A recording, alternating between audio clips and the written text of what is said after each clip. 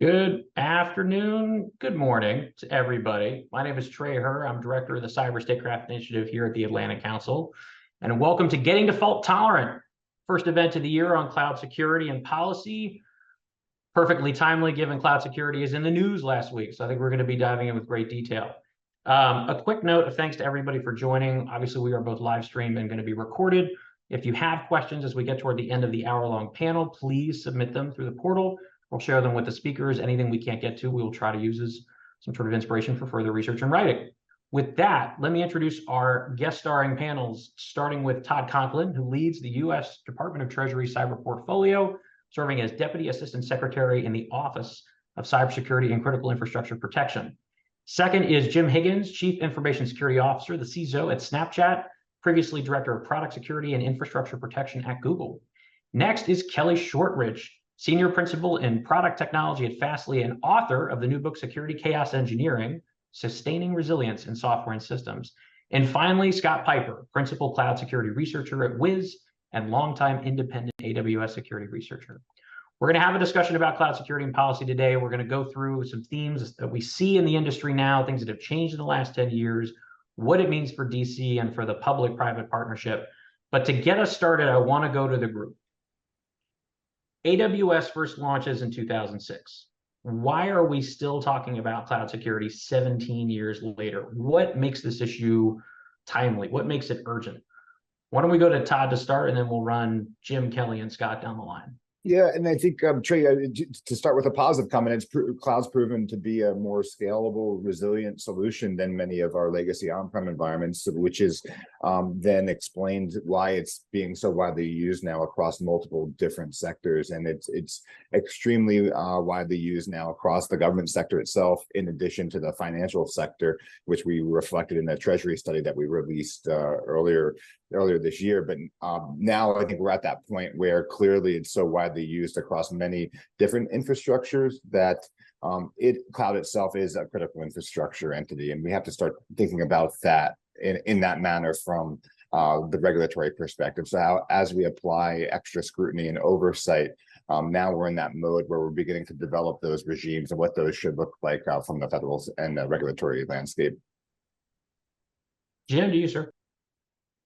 I would tag on to what Todd said in regards to critical infrastructure. I mean, all the eggs are in one basket at this point. Over the last 17 years, we started with a much simpler environment, but now it's become more and more complex. And basically with cloud, you had to reinvent the internet on top of the existing infrastructure that we were using.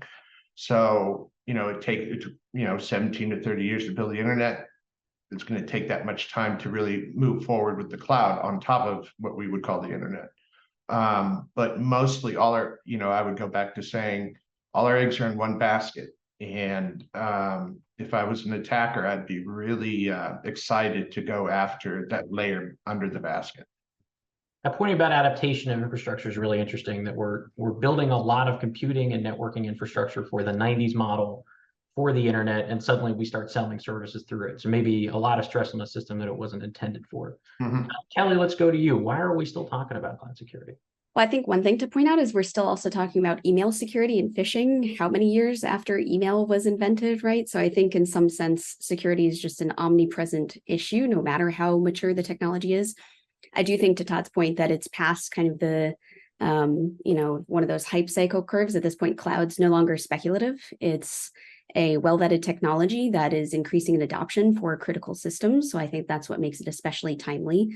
I do think it's interesting when you look back at the old world. I know that Todd mentioned, you mentioned as well, it wasn't that good in terms of security either. So I think we always want to be cautious about, I would actually push back on the eggs in one basket thing, because companies used to have their eggs in one basket. They just had it on-prem. So I think it's interesting now to look at kind of the difference and the morphing kind of concerns that we have in security, because they are different than the old world. So that's part of why I think it's timely. I like that gap with the old world. It's good language, it feels like, for this. Scott, let's close out with you. What's your thinking on this?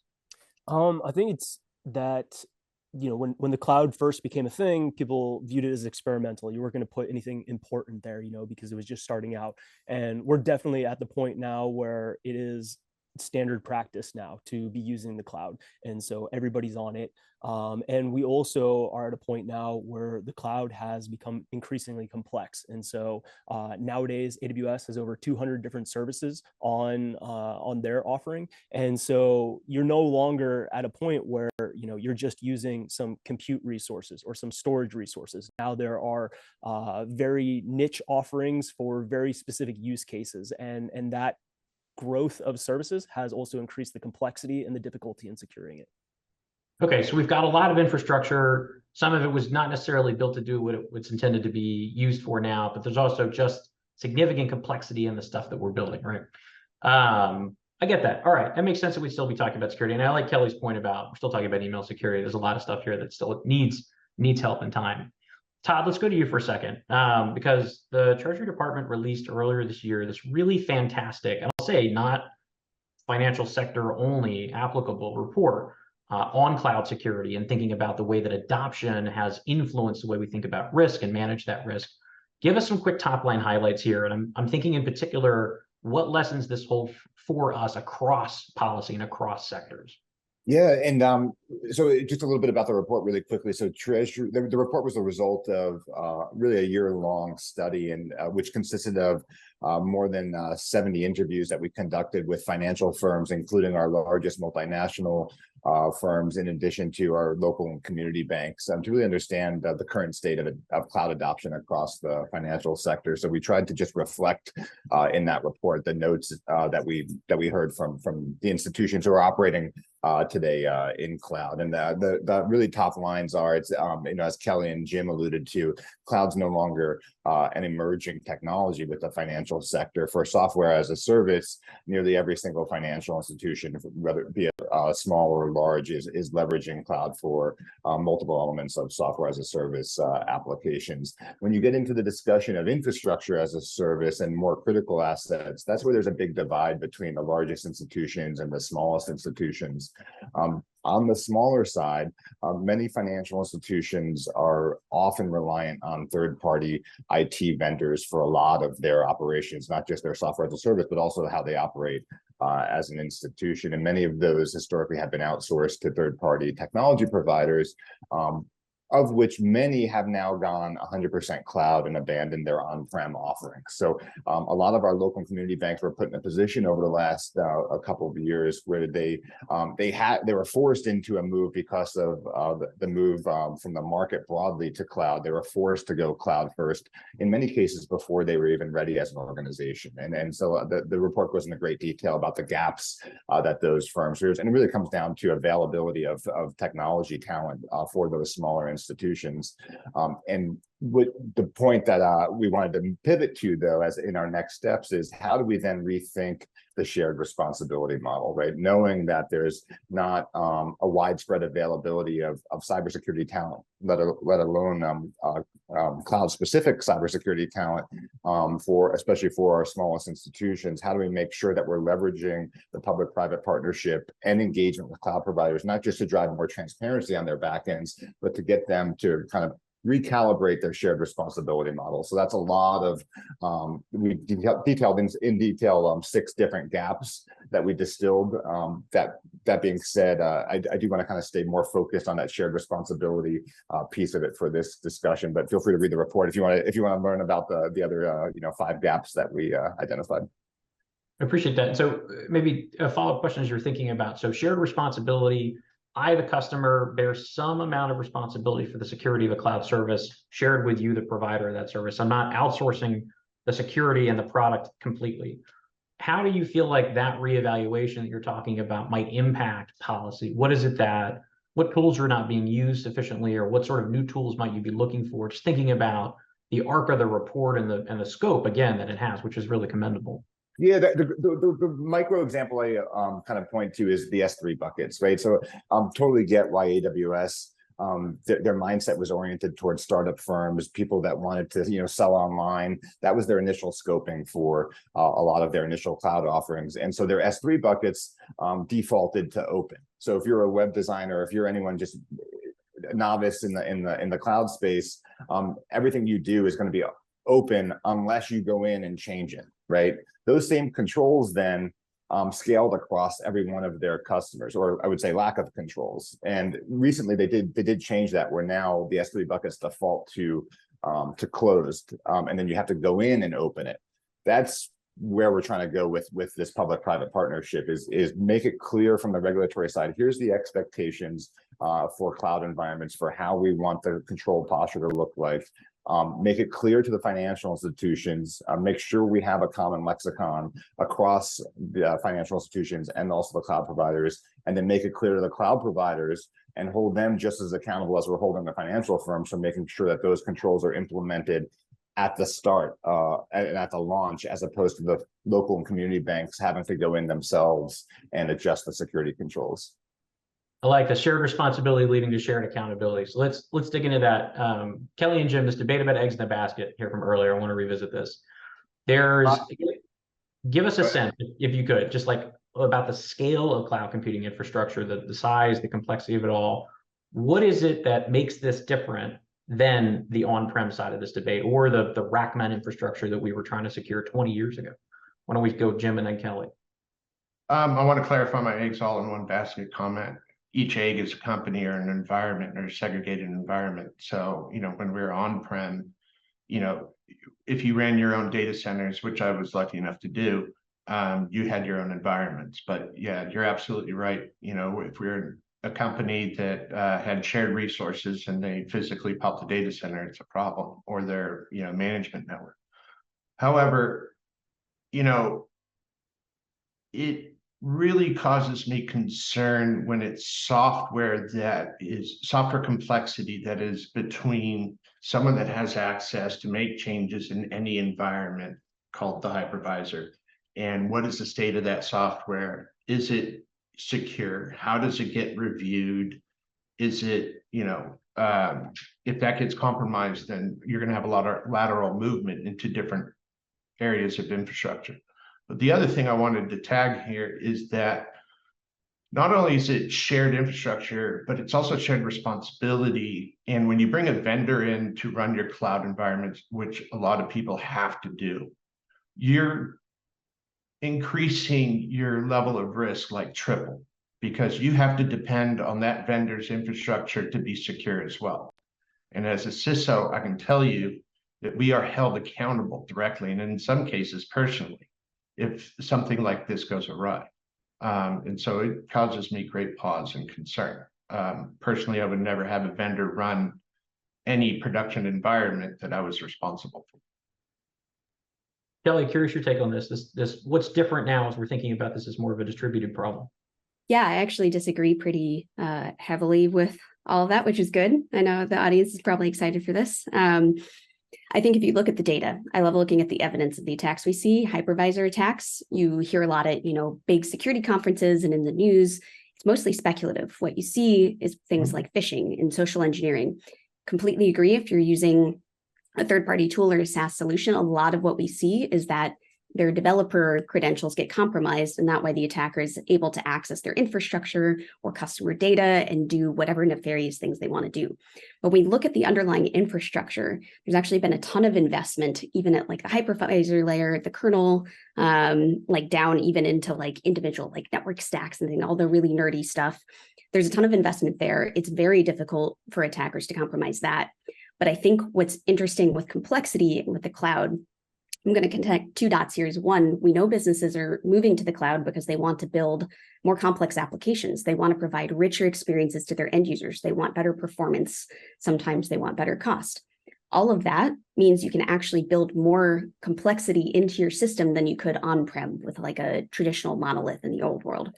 When you combine that then with security concerns, what you have is a lot of what in resilience literature is called baffling interactions. These surprises where we're like, wait, this can talk to this, or this interacts with this in this way. And that's really scary. It's this kind of almost loss of control feeling that we have when we're building these more complex applications. So I think that's important to remember too, is that when you're adopting the cloud, you're able to achieve more. And by achieving more, you're potentially having more things talk to each other and having more data flowing between things, and attackers can potentially take advantage of that. But I want to stress again, what we see in the data is that the vast majority of compromises related to cloud both, and if it's infrastructure, then it's misconfigurations by far, like storage being set to public, like Todd talked about. When we look at the application level, like SaaS applications, what we see is mostly still social engineering attacks where, a developer has succumbed to a phishing message and their credentials are stolen. So I think it's important to make sure that we're looking at the evidence for what we should be concerned about in this new world. It's a good note. Jim, any thoughts coming back on that? Yeah, so I agree with her actually that 99% of the attacks are due to poor security hygiene, but I also get paid to worry about things that can go wrong on the inside, and specifically whether you're Google, Microsoft, or Amazon. People do have access to what we would call root and cloud, right? Who has that access? Can they be compromised? It's a tremendous amount of access for a group of individuals to have, considering they're below the hypervisor and they can access anything. Trust me, I know. I worked at Google. I worked on this specific issue, and it's very challenging, right? And that's one of the things I'd like to see from a policy standpoint become regulated. But no, I don't fundamentally disagree with Kelly. I think she's absolutely right. 99% of the time, it's due to misconfigurations or things of that nature. Trey, I can jump in. Oh, sorry. Go ahead, Kelly.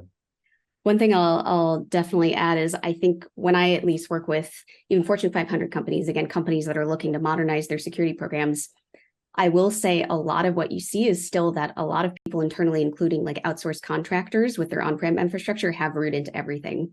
And I promise you those companies are not performing super in-depth inspections of their hypervisors or, again, like looking for, some sort of kernel backdoor or like in-memory stuff. So I think it's almost like we have higher standards than we used to, which again, I think is a good thing. It's almost like we've been able to offload so many worries. We can care about this kind of like more niche in-depth stuff, because I don't disagree that you have to worry about it. But I also want to caution for any listeners that if you haven't migrated to the cloud yet, all of these concerns might still exist in the old world too.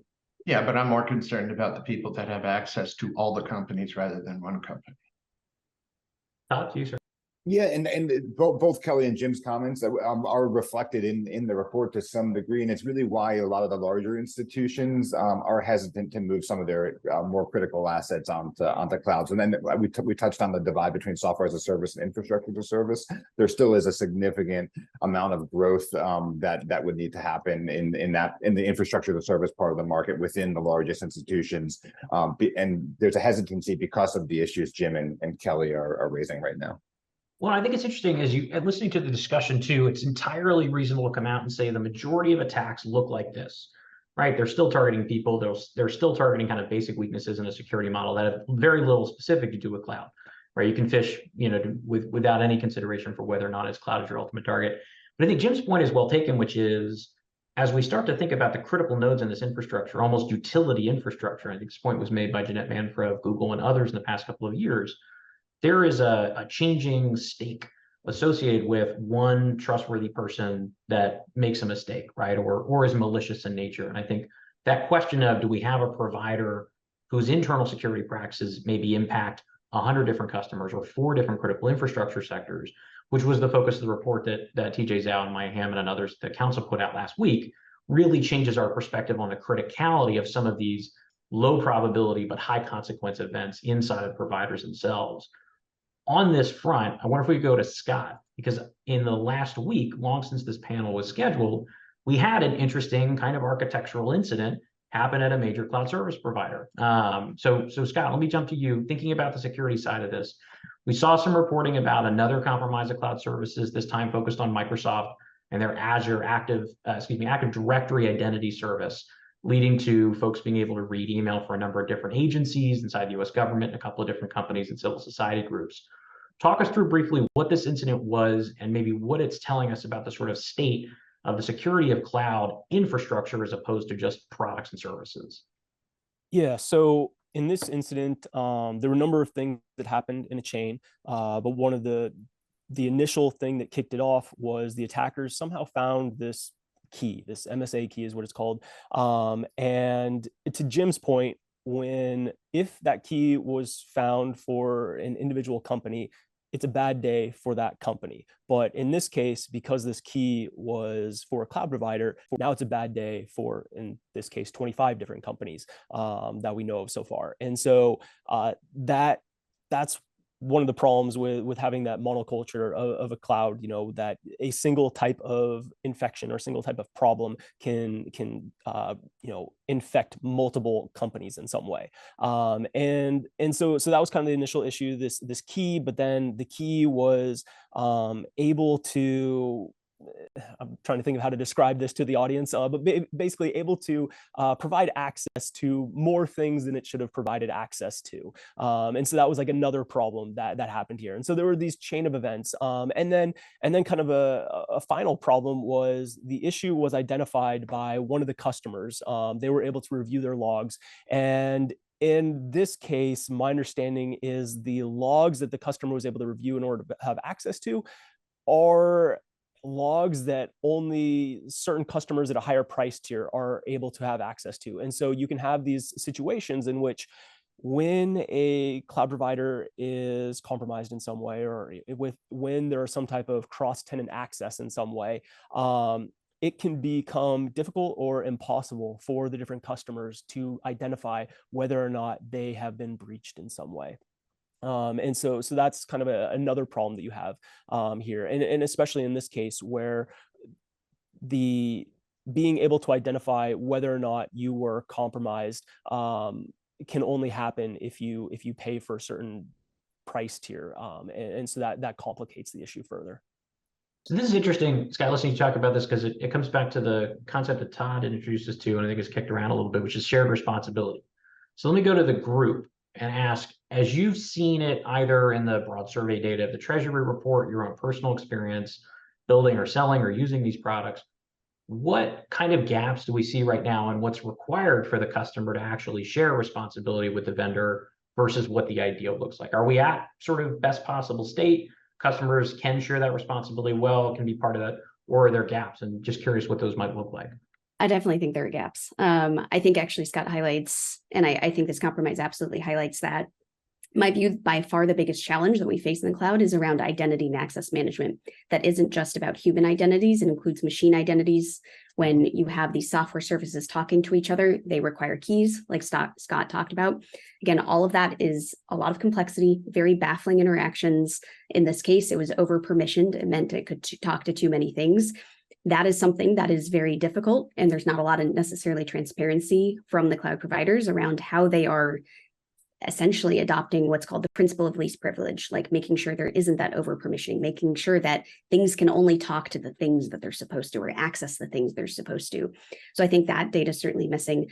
I also think on the other side of identity and access management, it's very confusing right now for customers to navigate setting up their own users and roles. In fact, the lingo and the hierarchies of how you even conceive like who can access what and when are different between the cloud providers. So if you're using either multiple clouds or you're going from one company to another, right now it's really confusing because the names don't translate. You can't set up the same kind of boundaries that you used to, or that you're used to. So I think there's certainly a lot more that could be done to reduce confusion, where if we're putting the responsibility onto customers to manage that identity and access, probably we should make it easy for them to do it and not make it this almost arcane art. And on the flip side, perhaps as cloud providers, we should be sharing more about how we're isolating that kind of access ourselves.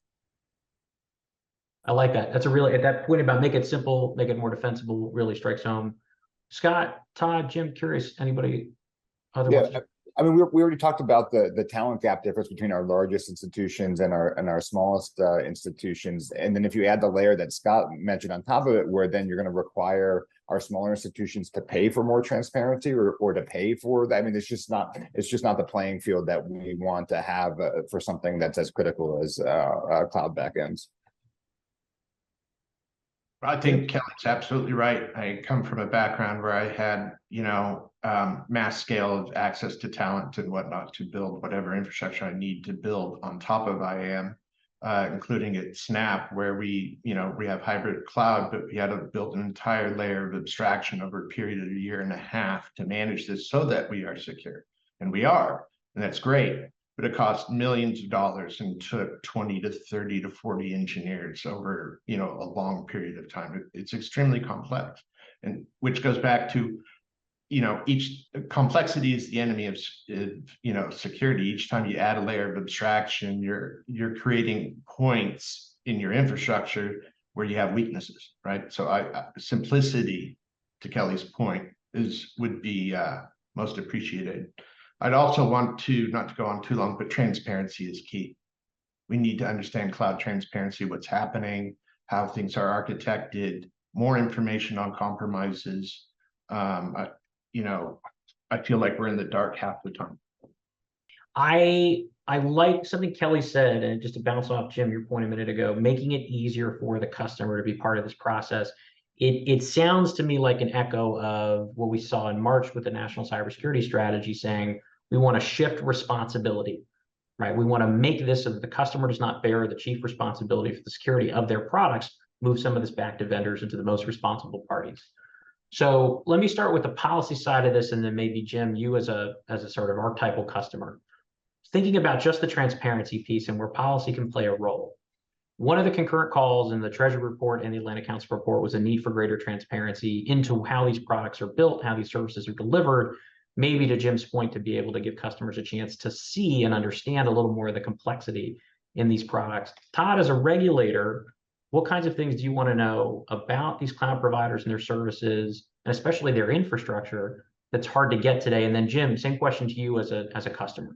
And it would be, and Treasury is not a regulator in this space, but we do chair the Financial and Banking Information Infrastructure Committee, which is where all the federal and state regulatory bodies get together to discuss these types of issues. And it's through that group that, as a follow-up to the Treasury Cloud Report, we did launch a series of next steps and also established a Cloud Executive Steering Group, of which the CEO of PNC Bank, Bill Demchek, Rohit Chopra, the head of CFPB, and Michael Su from OCC, and my boss Graham Steele are on that executive council to really try to drive at some of the gaps that we identified in the report through that public-private partnership, which includes participation of the cloud providers. But directly to your question, Trey, the report discovered in many pages kind of the transparency gaps that were flagged by both our smallest and largest institutions, with two very different angles on those gaps. From a regulatory perspective, though, what we'd be looking for is making sure that our financial institutions are getting the information they need to operate their environments in a secure manner, right? It comes down to that bottom line. And I think there was some questions raised in that report that perhaps, at least on the smaller institution side, that they may not be getting full access to that information. On the largest institution side, it's that perceived lack of access that has made them hesitant to move towards cloud in terms of some of their more critical assets, which we've already touched on, right? So I'm not that concerned that it's an active situation in critical infrastructure for our largest institutions. It's just their hesitancy is because of the lack of transparency, which is two different stories when you talk about small banks versus large banks.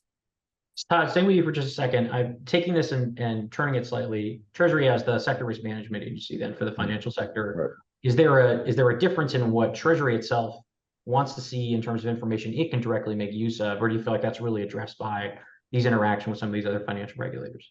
Yeah, so it's really through that interaction and through Treasury chairing the FIBIC and driving this as an issue that we'll be able to get to some of these solutions in lockstep with the cloud providers. And that's the road we're on now. Is we want to make sure this is a partnership. We're not approaching this as beating the cloud providers over the head. It's okay, the landscape has really shifted over the last few years. Let's make sure we're recalibrating, not accusing one over the other. And we did include the cloud providers on the interview list for what became the Treasury report. And we addressed this issue with them around transparency. And basically what we heard from the largest providers is they've just scaled so rapidly, so quickly that they know it's a challenge and they're trying to work through it. It's just a difficult challenge considering the scale of their customer base, and how do they scale then that transparency appropriately? It's something that they're grappling with right now. So the question is, how do we not beat them over the head necessarily, but how do we create kind of gateways for them to get engaged and to give them an apparatus to attach to? And that is one of the specific work streams that FSISAC is going to be leading under that civic umbrella to make sure that we're working with the cloud providers to give them a pipeline to be more transparent in a consistent way, so that they're not getting a million requests for audits from a million different customers. A hard problem, but one it sounds like some good policy application for. Jim, what are you looking for that you don't have today? And I'm curious what your sense of the feasibility of some of these other efforts are. Well, I kind of have it today, to Todd's point, right? But it's those layers of complexity. So the simplest question is always the hardest to answer. I want to know, much like the food I eat, who made it, and what are the ingredients, and where did it come from, things of that nature. Who has access to my data? How many people, at least? Who wrote the code? Where did the code come from? Is there open source in it? Like with Log4j, what was the impact of that on your cloud environments? And then thirdly, I'd like to understand, more transparency as to, attacks, attackers, things of that nature. How secure are you? I think that more transparency in that space specifically will build more trust. And I think that's the most important thing that we need with CSP. In the end, I also want to say that cloud has made significant advancements. I run 100% on cloud. I'm not, against cloud. I just want to make sure that it's the most secure environment that we can have before we put very sensitive national security applications on top of it. And I think it's a fair point, well taken. It was something we were discussing in the pre-call, the extent to which I don't think any of this group are negative on cloud. Right. And we would have had to look hard, frankly, for someone who was sort of virulently on-prem is the only solution for reasons other than cost and efficiency, right? At certain scales and organizations, there's been some good work done there. But I think to your point and to the point of the group, if we see such widespread adoption of this model of computing and networking, which is now the status quo to the point of the group, no longer an experiment, then the stakes go up significantly, and those low probability, high consequence failures start to become significantly sort of in focus, especially for national security policymakers. I think I was surprised, and I think we were, as a group, kind of disappointed to see cloud security features almost not at all in the implementation plan for the recently released national cybersecurity strategy, outside of this kind of very specific know your customer component on threat actors. So we've heard a little bit on what we want to see on transparency. I want to flip this, and Kelly and Scott, come back to you both. And thinking about building and securing cloud infrastructure, what about the status quo of that kind of infrastructure makes it difficult to address these kinds of transparency issues, or to share more of this information and infrastructure with the customer? Are we thinking about this on the right axis? Are there different questions we should be asking? Let me start with Kelly, and then we'll go to Scott. Yes, I think it's good to level set with, since this panel is about cloud resilience. Resilience is the ability to prepare for, adapt to, recover from any sort of adverse scenario or event, like an attack or some sort of other failure. And I think when we think about that, a lot of it is around minimizing impact. The underlying philosophy, if you look at any domain, whether that's urban planning or healthcare, when we think about resilience, it's never about stopping failure from happening. That's impossible. It's about making sure that we're minimizing the impact so it doesn't hurt us as much. And I can tell you, as someone working at a cloud provider, though I look different than the AWSs of the world, potentially, it can be really tricky to just threat model, here are all the possible things that could go wrong. If we tried to expose that, then we would be handing over probably like terabytes of decision trees about how attackers could navigate everything.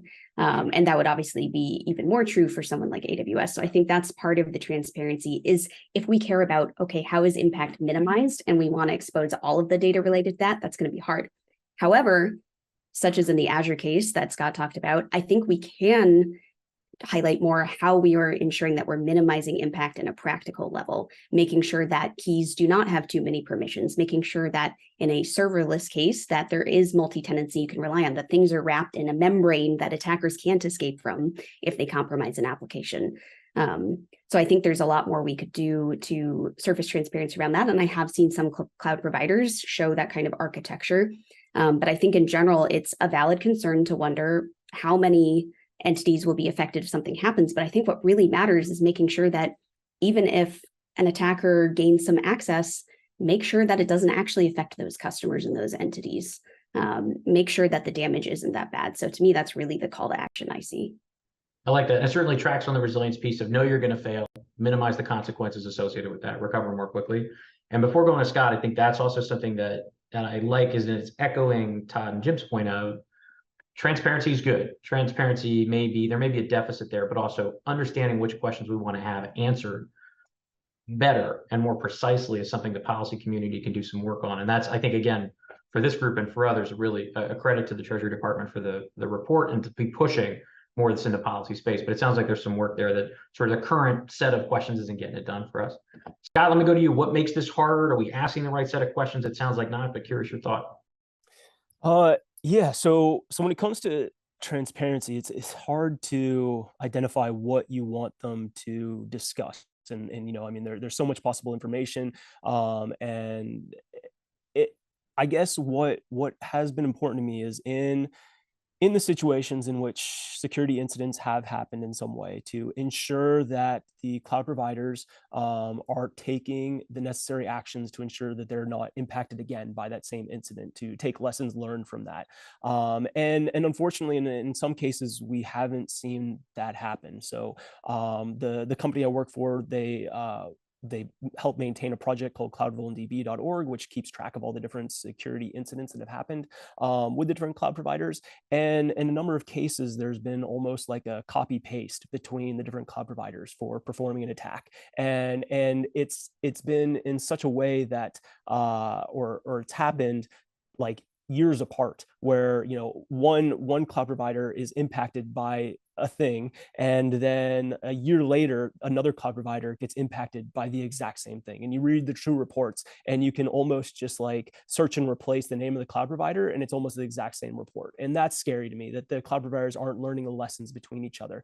And for the incidents that do happen to the cloud provider, oftentimes what is happening is it is a chain of events. It is a chain of smaller mistakes, but building that chain together creates this larger incident. And so that's what's happened with the recent example with Microsoft, where there were a number of mistakes that happened. And you want to ensure that the cloud providers are not only building in the mitigations between those different links in the chain, but additionally that they are setting up detections for themselves, so that if one of the links in the chain breaks, that you are able to detect that before it gets to the next one. And that's another problem that we're seeing sometimes is there aren't the necessary mitigations, and there's not the necessary detections internally within cloud providers.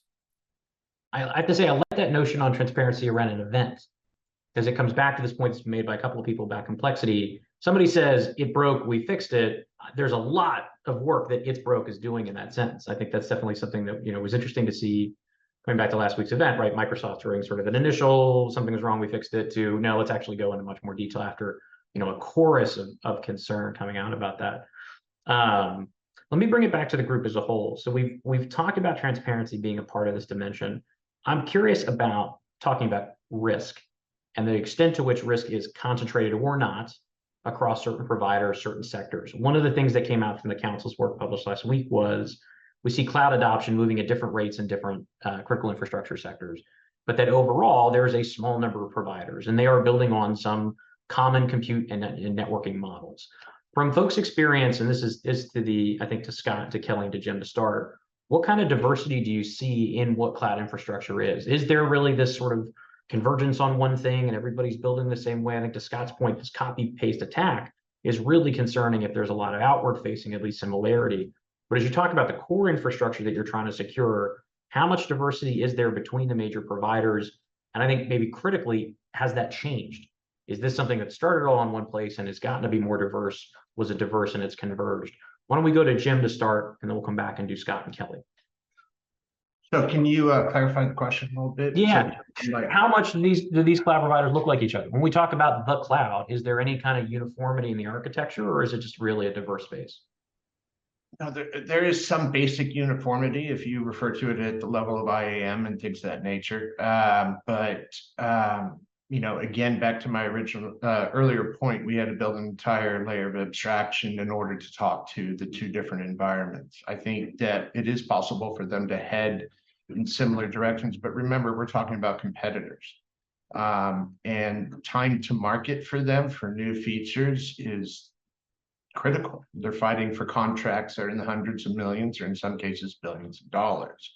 So I'm less than hopeful we will get to see some common architecture, unless, like we do with DoD software and things of that nature, that there's a set of requirements that the software has to meet in order to be purchased by DoD or something.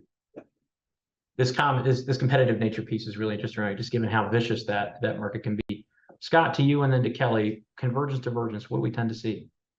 I mean, I think it generally tends to diverge more because they start building more unique features for certain industries, certain capabilities in some way.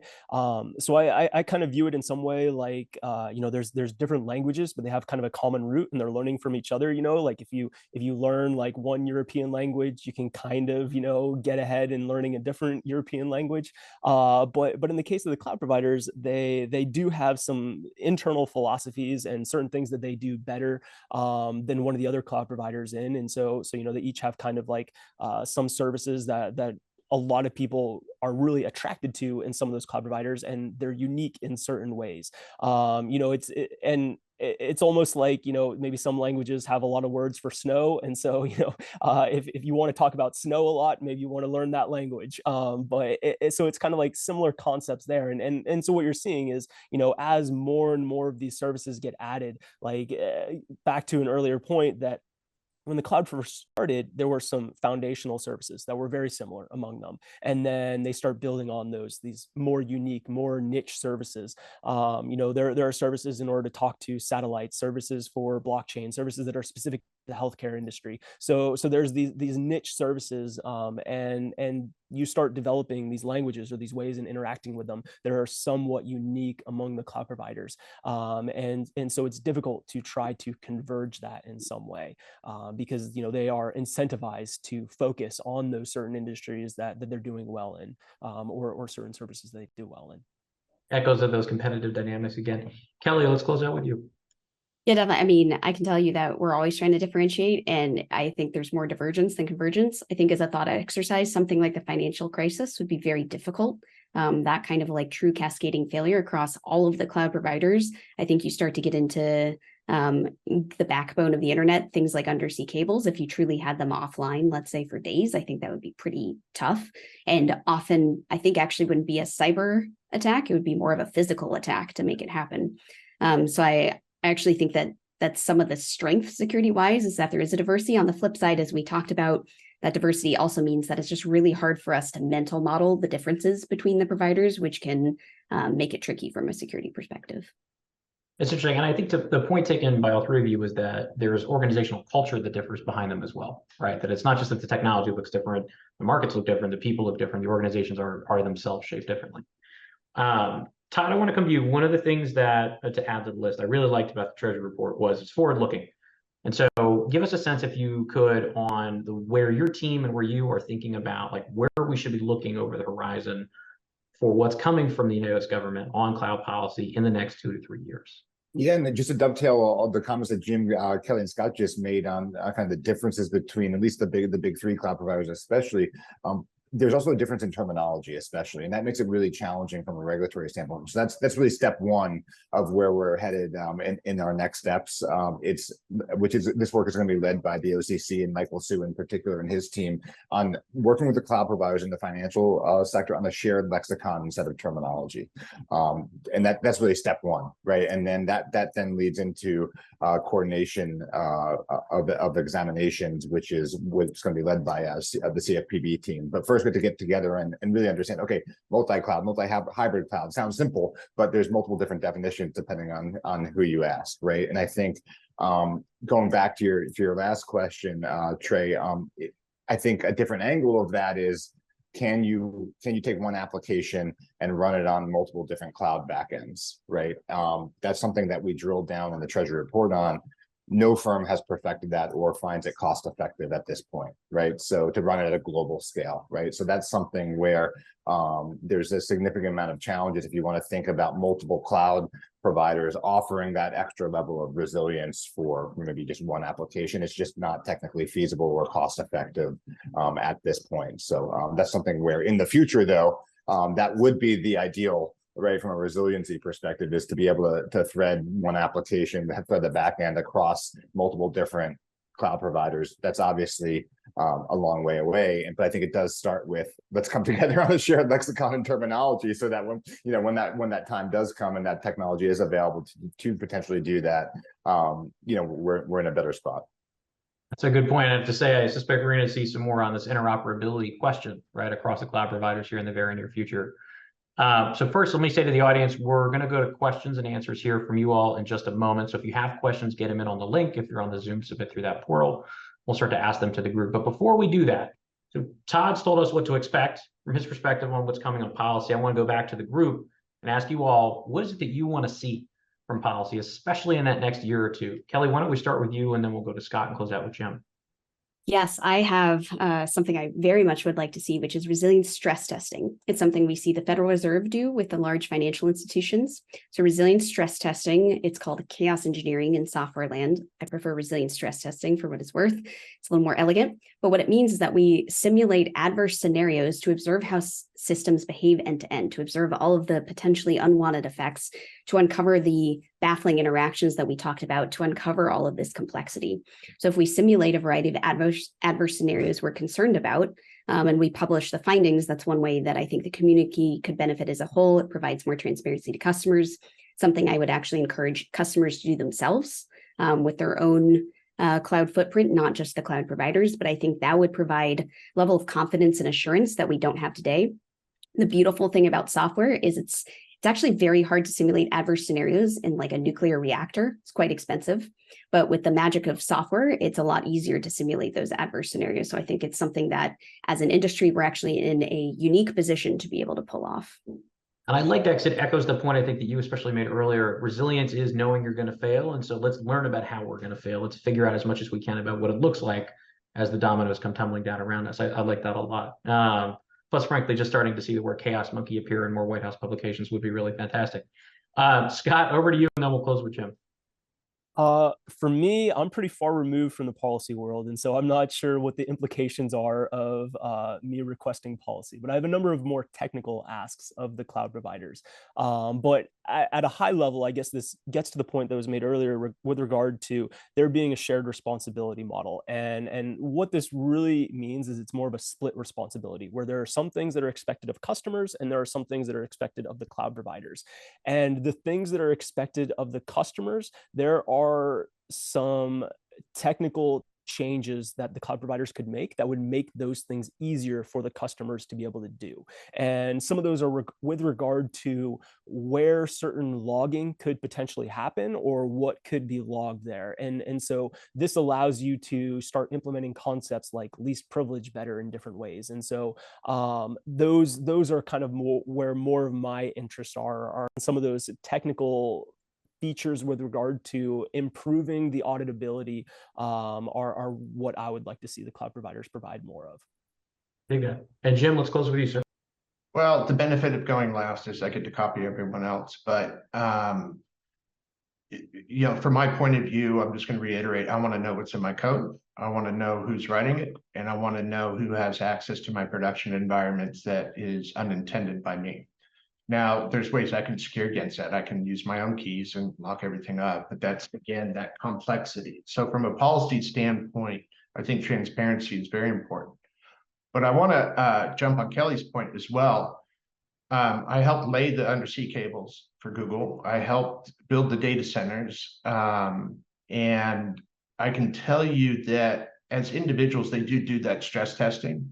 But to do stress as individual CSPs, but to do it in a unified model, I think would drive more change and transparency than most anything else that I could come up with. So that was really well said. Thank you, Kelly. Okay, so we will see some calls and questions around stress testing, but let's go to the phones here in the 10 minutes that we've got left. First question from Willie Vasquez at UT Austin. How much of a threat do y'all think micro-architectural side channels, such as Spectre and Meltdown, are to multi-tenant clouds? Are y'all familiar with any attacks that use this technique? Big thank you to Willie for 2 y'alls and 1 question, but let me pull out for the group.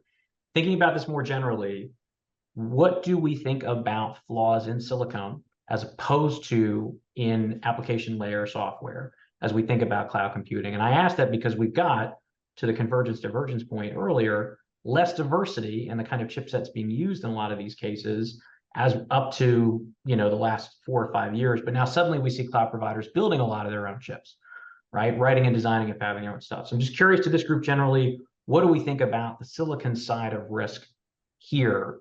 Overblown, something we should be looking at more, somewhere in between? Curious to anybody who wants I think overblown. It's so cool. I love any new attack that comes out. I love reading about it. Realistically, listen, attackers aren't wizards. They have bosses and budgets too, as Phil Venables says.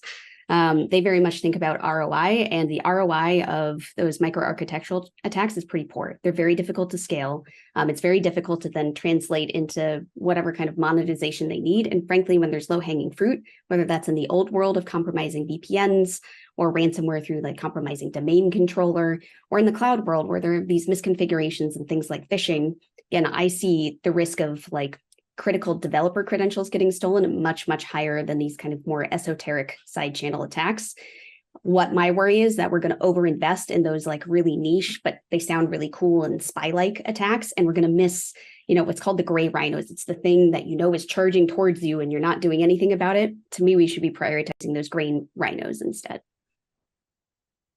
And Trey, maybe just a different angle on that question. I was just reading something this morning that the estimate is that NVIDIA is going to control 90% of the AI chip market for the next couple of years, right? And I'm sure that's an arguable estimate, but just one of many examples in the IT and tech space where concentration risk is not unique to cloud, right? So I think that's something where I want to bring it back to the cloud discussion. Is we have to be fair to the cloud providers too. It's not a unique conversation, right? I think it is different in the cloud and in the cloud space. I think we, as the regulatory community then and policy community, have to do a job in terms of closing that gap and quantifying that, and also explaining why we think it's potentially different.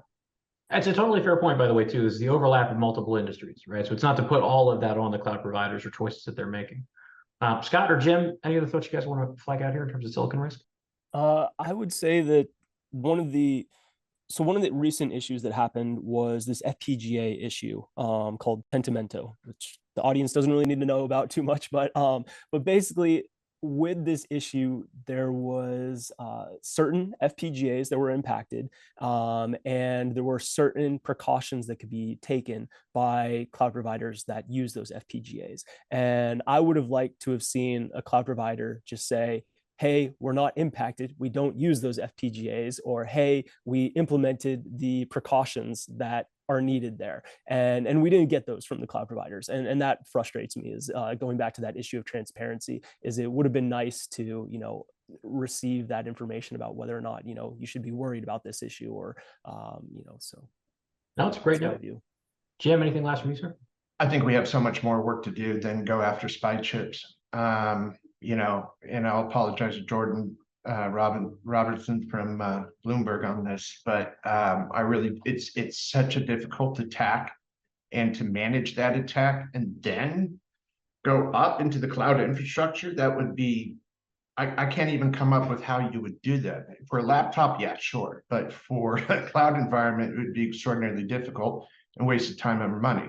Granted, it is at the base layer of all the infrastructure, but I ran a team that did research in this space. We used to have to shave chips to see what's in it, and it costs hundreds of thousands of dollars. So yeah, from a cost per hack or whatever unit you want to call it, that one would be the most expensive, complex attack that one could come up with. It's a good note that even as we're talking about exotic scenarios that we may care about more, there are still a distribution, right? Even in this space, if it's a long way from chip to compromise, it's a fair point that be lower on the stack. Yeah, it's easier to compromise a human. To Kelly's point, I like that gray rhinos idea, right? Let's not ignore the obvious. All right, from Sarah Ann Brackett.